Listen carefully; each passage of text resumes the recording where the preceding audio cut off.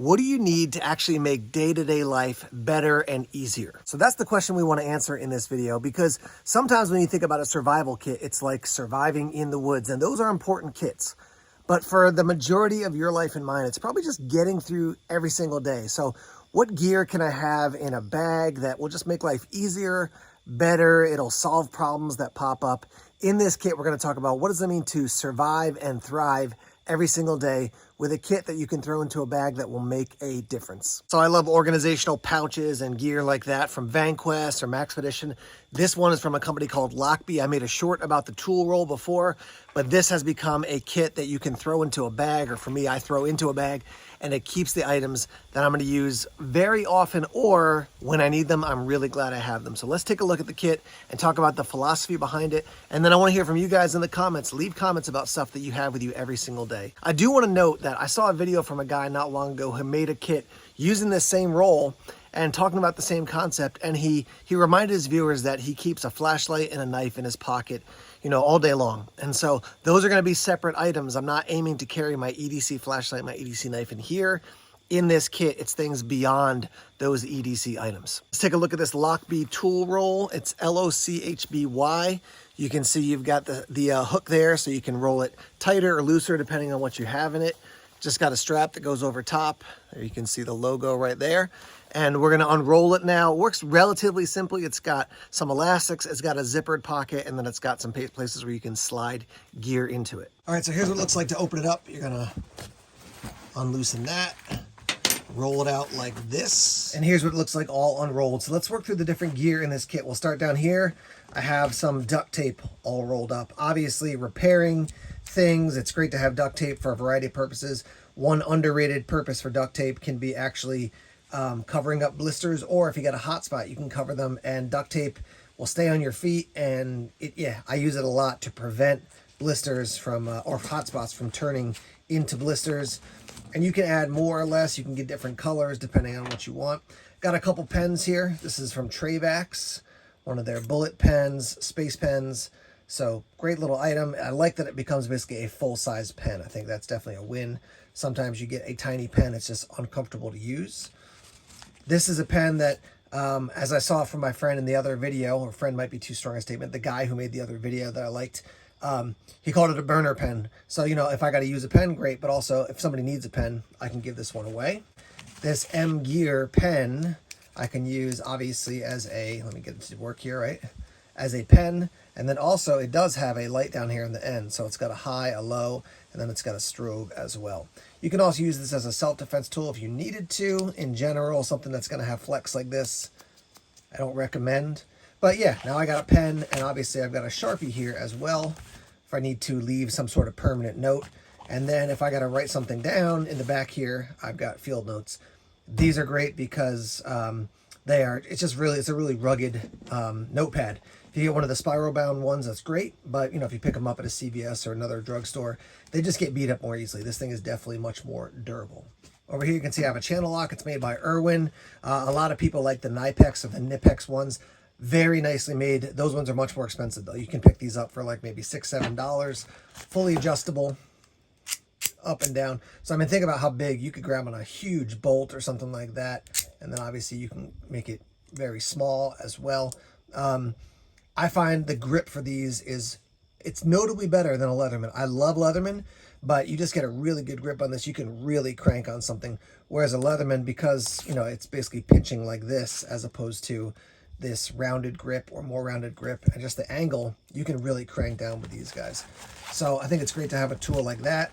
And then these, I got a while ago, and I really like the concept here, fix-it sticks. So you've got 1 and 2, put them together, and now you can crank down with these. And obviously if you want to swap them out, you can use, you got all kinds of drivers here. You got flatheads, you got Phillips, you've got all these 1, 2, 3, 4, 5, 6, 7, 8, 9, 10, 11, 12, and 13, 14, 15, 16 different bits.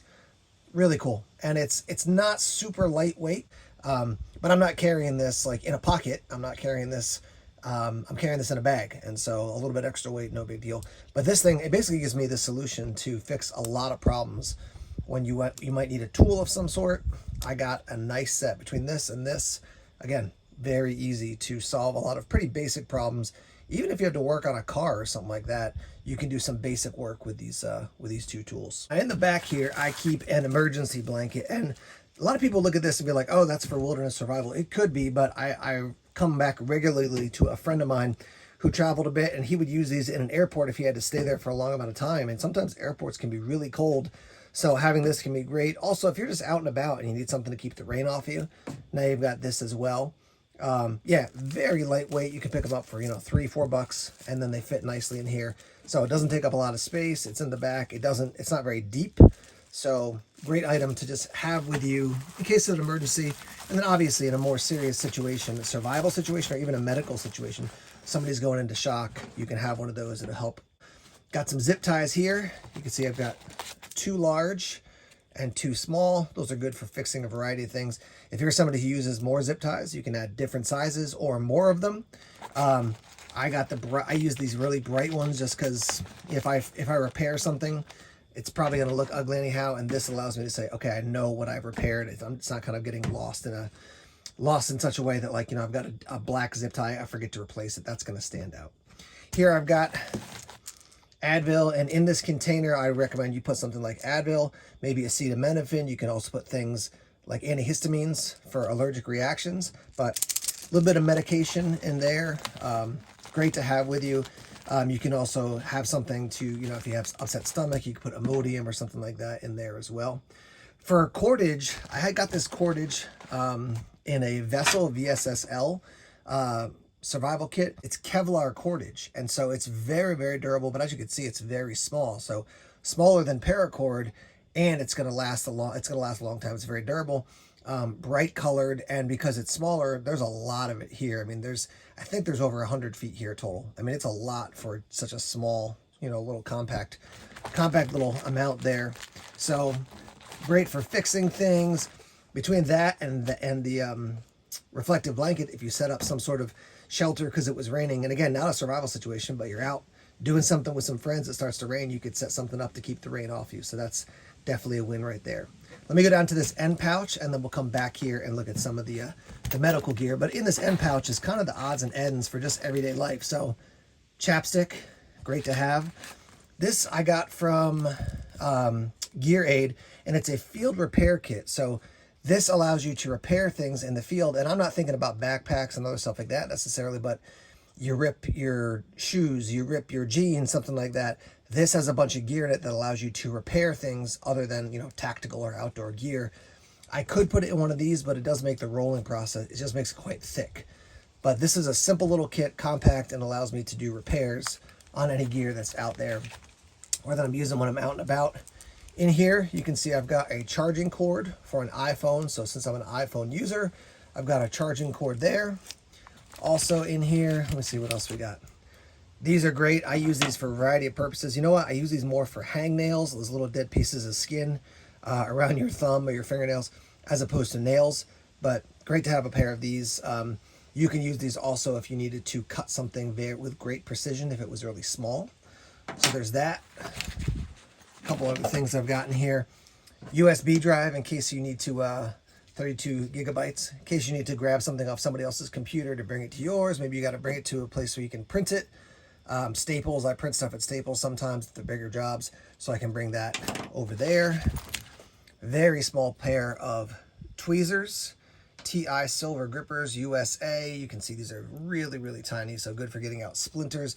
You could also grab a hold of a tick and get really precise there and then remove a tick. Be careful when you're doing that, obviously. And then I do have a small fixed blade in here. This is from Outdoor Element. I love this little knife. I think it's so cool. Got some of that flavor of a CRKT minimalist, but you've got this this hex here that actually attaches to the fire still here, so you can take the fire still out when it's done being used. But it's super ergonomic. VG10 for the steel is a great steel. It's got a sharpener there, like I said, a fire steel. You could throw some cordage on that and then wear that around your neck. But sometimes it's just nice to have an additional knife. Obviously, if you're carrying this, be aware of knife laws and other issues that could pop up with that. But that's everything in that that little section down there. Now let's look at the first aid gear. All right, let's take a look at the medical gear. So we've got sandy hands for cleaning up. We've got a CPR face shield, got some alcohol prep pads, sting relief here. We've got some gloves, some antiseptic towelettes there. More towelettes. Probably don't need as many of these. I can take some of those out. We've got a bunch of bandages here of different sizes. We do have some saline solution as well. Again, I've got things like ibuprofen, acetaminophen, like Tylenol, Advil, Imodium in the little kit that I had, or the little container I had that I showed you before. Here's some really good basics. Are there other things you would add? I'd love to hear from you guys, especially if you've got medical background. What other things would you add, again, to a basic first aid kit? Some people might say, oh, you should add a tourniquet, but that's not going to fit in this role. But other basic things you would add in, I'd love to hear. So once again, I love the concept of a survival kit that helps in everyday life, but it's not based on extreme situations. It's just based on like what's going to happen. And for most days, what are the things that can pop up? Let me say one really important thing is that if you want to purchase that Locke tool roll, I've put the link to this other guy's website, and I'm blanking on his name right now, so forgive me, but I'll put a link to his affiliate code because he's the one who inspired me to dig into using this type of kit, and I use a lot of his concepts. I like them a lot, so I wanted to share that with my audience and add some of my own tweaks to it. So use his link if you want to buy the Locke tool roll or other gear from him. I want to give him credit and hook a brother up if you're going to purchase some stuff. But let's hear from you. What other gear would you add to a kit like this? Got some more videos right here for you to watch about everyday carry and survival. Thanks for tuning in. Take care.